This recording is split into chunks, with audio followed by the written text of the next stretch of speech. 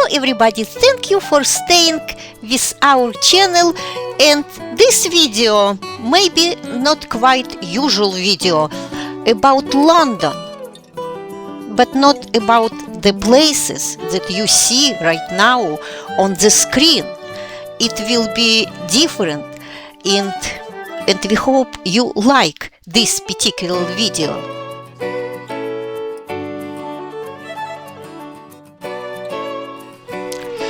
Whenever you go to a really big city, there are certain things you need to see. You know, in London, you need to see Westminster.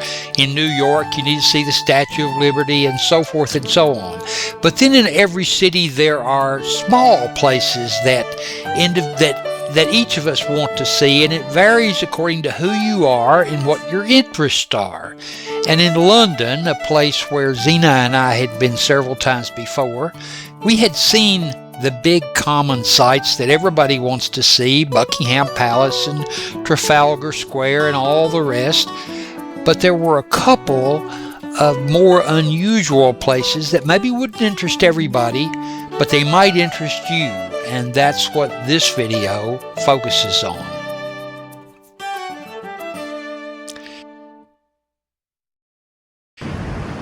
The first place is the Sherlock Holmes Museum.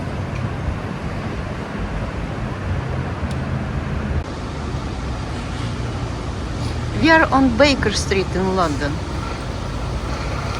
and everybody knows what is there on Baker Street. Sherlock Holmes lived here. As much as he lived anywhere. But here, I think he lived here longer than anywhere else. I don't know. What do you think? It is, or it is my... I think if he lived anywhere, he lived here.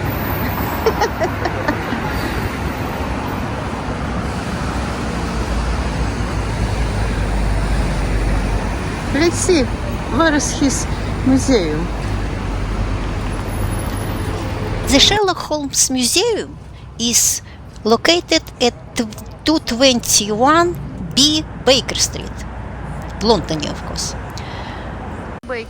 I think it is one of the world's most famous addresses. We are here.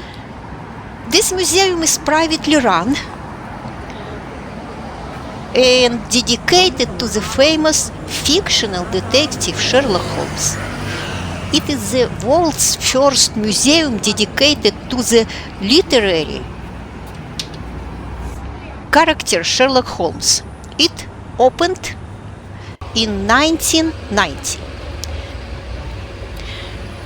Let's see a little bit of this museum.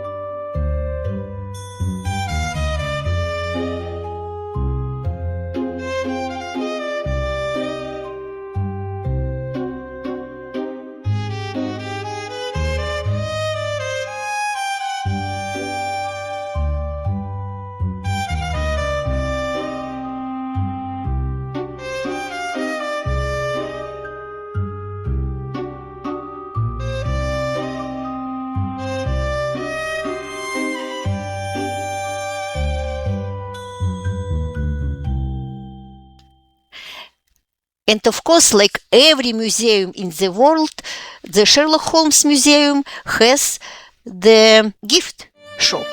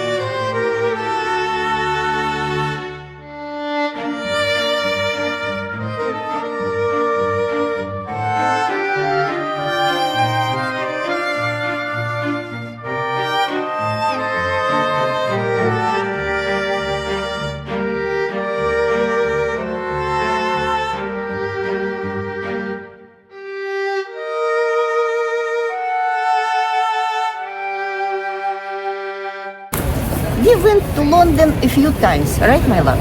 Yes. And visited many places, but we never visited this place, this particular place. And you wanted to see it. It is a very interesting place, right? It is to us, but it's not a traditional tourist stop.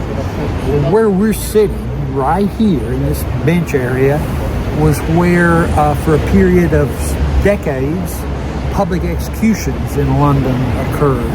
From like 1780 to about 1830 or 40, this was the site of public executions. Right behind us is what is now the Old Bailey Criminal Courts, but used to be Newgate Prison, very famous prison before it burned down.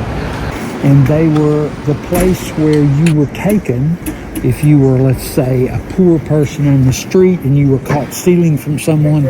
They would take you here, they would have your trial here, and they would execute you here. So this was the place where hundreds and thousands of people were executed. Now, exactly where were they executed, I'm not sure, but I think we may know in a minute. Let's see. Across the street from the Old Bailey was a pub right here, an inn called the Magpie and Stump, the same one that's here now, only in a different building. All right, this is the plaque on the wall outside the Magpie and Stump pub. So I'm going to read and paraphrase the plaque. It says the Magpie and Stump is a historic pub dating back to 1530 and located on the same site as it is today. In one of the first guides to pubs, this was described as the Magpie, and it was described as a hangout for thief-takers and turnkeys. Turnkeys were jailers. And the wealthier people would rent rooms in the inn so they could look out their windows and watch the public hangings here. And they even used binoculars or what? Some of them brought telescopes so they could see the expressions on the faces of the people who were being hung. Vicious people. And it was also common for, in fact, probably more usual than not, for people's bowels to let go when they were hung.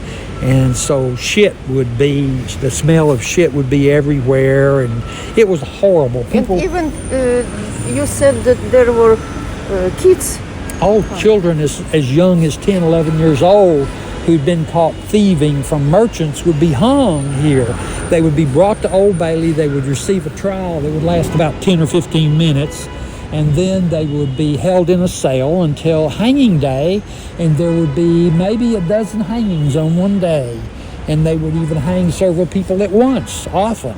In the book, The Ingoldsby Legends, a collection of short stories from 1837. The author recounts a young gentleman's visit to the Magpie and Stump Mug House to watch an execution. The author writes as a poem, "The clock strikes 12. It is dark midnight. Yet the Magpie and Stump is one blaze of light. Ale glasses and jugs and rammers and mugs and fowl and cigars, pickled onions in jars.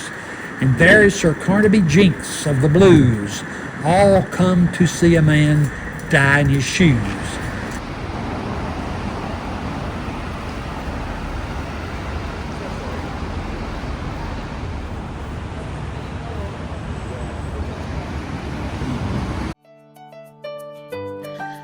I hope in comments you will let us know what interesting and not quite touristy places you visited in London. It will be nice to know. So, we will see you in our next video. Goodbye.